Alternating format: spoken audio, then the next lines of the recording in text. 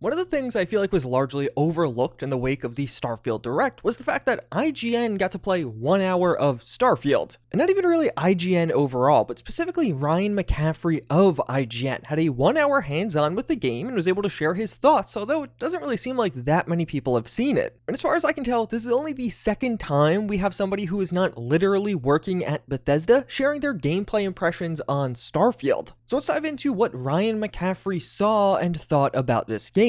As I mentioned, Ryan Mcaffrey was able to play about 1 hour of Starfield on an Xbox Series X, and he makes it clear that an hour of Starfield is basically nothing. They were able to play from the very beginning of the game, like it literally sounds like they were able to click start a new game, but after doing some of the very early introductory stuff, they switched to some of the other save files and played a different but still early aspect of Starfield. And one of the most hopeful things to hear about this is Ryan Mcaffrey makes it clear that the insane scope of Starfield that was portrayed in the Starfield Direct is absolutely reflected in the gameplay. He describes how it feels like a game that people will be playing for literal years into the future, and on a high level how Starfield felt like No Man's Sky with an entire Bethesda role-playing game built on top of it. So it had all of those exploration and even mining components from No Man's Sky, but also an entire BGS RPG with all the choices and the interconnected story and consequences. Which honestly for me is kind of exactly what I was hoping Starfield would end up being. Getting into the game itself, it is confirmed that Starfield is going to be a single player only experience. There's no multiplayer or co-op aspects at all. Starfield being explicitly single player was largely reinforced by Todd Howard, although technically never confirmed. They said it was single player focused always. I personally would have liked to see some kind of basic co-op mode, but it seems like here we do have concrete confirmation that no, there's no co-op in Starfield, as well as this feels like a game where there will be lots of people who will never complete the main story. And for good reason, because it seems like there are just so many other things to do that aren't actually the main story, and it seems like the content will really suck you away from that main story. We heard Todd Howard describe how Starfield is really 5 games in one. It sounds like it's basically going to be a situation where some people will just stick to their version of those 5 games. So maybe for you, it's really about outpost building and customizing your ship, and the main story will really take a backseat to that. If you get around to it, you get around to it, but if you don't, that's not a big deal either. And one of the things Ryan Mcaffrey described that got me pretty excited was how there's actually going to be quite a few ways to handle ship-to-ship interactions. You're going to be able to hail other ships or board them. Seems like hailing will kind of be the friendly asking them to stop and then proceeding with some dialogue choices, where of course boarding is going to be more of an attack, an overtly aggressive action on that ship. And even just in the gameplay, we can see entering into a planet and having options as our ship is scanned by that planet. We can see how we have no contraband on the ship, so it seems like space piracy or even perhaps smuggling will be a genuine and fairly fleshed out component of Starfield. Which, speaking of, Ryan Mcaffrey describes a gameplay moment where he docked on a big freighter ship and was able to go onto the ship and just shoot everyone, which is literally, yeah, space piracy, stealing an entire other ship by clearing out its crew. But apparently, while he was clearing through the ship, the gravity generator wasn't fully working. So randomly, as you're walking around, the gravity would just stop. You'd all of a sudden be floating, and then gravity would kick back in, and you'd drop down back to the ground. And Ryan Mcaffrey describes using a shotgun during this gameplay segment, so when there was no gravity, you would get blasted backwards by the shotgun's recoil until the gravity came back, and then those shots were able to keep you stationary thanks to gravity being on your side. That sounds awesome. Gravity and the gravity mechanics in Starfield seem like one of those things that look pretty interesting and cool, but I don't think we'll really be able to have an opinion on it until you experience it for yourself. It seems like one of those things that's going to be so finicky that you kind of need to feel it to really be able to review it properly. But Ryan Mcaffrey reports how the highlight of his time with Starfield was when he visited New Atlantis. It had a Mass Effect meets Oblivion vibe with tons of NPCs all over the place, and you could talk to all of them. Although, in particular Bethesda Game Studios fashion, some of those NPCs didn't have anything notable to say. But New Atlantis overall had multiple districts and apparently a subway-like system to connect them all. It felt like you could spend dozens of hours in this city alone, which, based off what we know about New Atlantis, you probably can spend dozens of hours just here. But Bethesda confirmed that New Atlantis is their largest city ever in terms of size, custom art, crowds, and even quests. Which, if this does have the most quests ever, it means New Atlantis has over 85 quests or more, beating out Vivek City from Morrowind, which previously had the highest quest count. And beyond that, Ryan Mcaffrey describes how he saw a ton of really cool background choices for your character, but of course with just 1 hour, it was impossible to see how far-reaching those background choices were in real gameplay terms. But we have also seen quite a few interesting things to pop up from the recent Direct and community community reactions to it. Starfield's going to have some kind of psionics or some other magical powers for our character. We can see this in one of the final shots of the Direct, where it almost looked like we're using force-like powers to suspend gravity or even just push all of the enemies in front of us. These powers are almost certainly going to be linked to that artifact that we find much earlier on in the trailer. I know though at first glance you might be like, oh, there's going to be magical powers in my space game. I thought this was supposed to be realistic, but at the same time, imagine a potential build path in Starfield where you could basically spec into being a space Jedi, where you can use the Force against other people and even upgrade your ability of using the Force. In a previous interview, Todd Howard described how the Elder Scrolls has magic, Fallout has radiation, and Starfield would have its own thing. It seems like whatever we're seeing here is probably that thing for Starfield, and some particularly eagle-eyed viewers have even noticed that from one shot to the next, there's a new menu that pops up on our HUD, a new 6th top menu. These little white dots basically represent each of the menu sections we have available to us, and you'll notice in one scene there's a 6th white dot at the tippy top of our screen. A lot of people are speculating this could be connected to whatever magical abilities we have in Starfield. One concern that has arisen from the gameplay is with looting armor. In some of the death scenes, it looks like you're not actually able to loot an enemy's armor, which of course is a staple of past Bethesda Game Studios games. But it seems like that is not the entire picture. As in this scene, after taking out this spacer with a melee weapon, we can see that their armor is lootable. So perhaps only under certain conditions can you loot an enemy's armor, or maybe these shots are just filmed on different builds of the game. While doing my in-depth breakdown on the 2022 gameplay, I noticed that the HUD would actually change from one location to the next, so it looks like some of the shots on the 2022 gameplay were shot on different builds of the game. I wouldn't be shocked if something similar is happening here with the 2023 Direct, especially with how much longer it is. I do feel the need to shout out that Starfield will feature orange juice, but this is actually going to lower your health by 1 per 1 second for 1 minute straight, which does feel kind of rude. As we also get some shots of Earth during the gameplay. The prominent view that tons of people are highlighting is of the St. Louis Arch, which appears on Earth, and we can see it here, but it looks like things are incredibly sandy and civilization is just gone. But also while we're on the galaxy view, we can see Earth orbiting the sun, but lacking any colors or really notable detail. Although it definitely looks like we're able to go here, so it seems like Earth is a planet we can land on and explore. I don't know, it's pretty hard to discern what exactly happened here right now. I'm sure this will be a major point in the game where it's revealed to us what went on Earth. My theory right now is something similar to what was going on in Interstellar, where due to some global changes, it's becoming hard to grow food, and as such, there just isn't enough food to go around anymore, which would be a pretty big motivation to go into the stars and colonize other planets. The system specs have also become a pretty interesting topic with Starfield. Starfield's minimum system requirements include an SSD. This is one of the first new releases that will do so, and it will be a 125GB download. Beyond that, the specs aren't too crazy, but these Steam requirements don't really detail things like a target FPS or even what resolution this is going for, so it's hard to read too much into them. Although the big question a lot of people are left with now is, when are we getting more? I think basically all of us can agree Bethesda deserves a bit of a break after a 50-minute look into Starfield. I'm working on a massive video breaking down the Direct, so get subscribed for that, but even beyond that, we do have QuakeCon coming up in August. Perhaps we can get some more details then, but otherwise it's not like we really have to wait that much longer. It was revealed during the Starfield Direct that the Starfield's getting a premium edition with 5 days early access, meaning that it is literally just a little over 2 months away before many of us are able to just buy and play the game freely. For a lot of American players, you'll be able to play Starfield on August 31st, which is absolute insanity. And with some of the reviewers that'll probably get their codes, or at least hopefully get their codes a bit ahead of time, they could be just 2 months away from actually going hands-on with this game. Which, hey, if anyone from Bethesda's watching, I'd love to be considered for a review code. Otherwise, that's our first hands-on look at Starfield, some of the impressions from somebody who actually got to play the game. But otherwise, if you're looking for more, check out this video where I go over the full Todd Howard interview with Ryan Mcaffrey, where we learn a lot more about the title.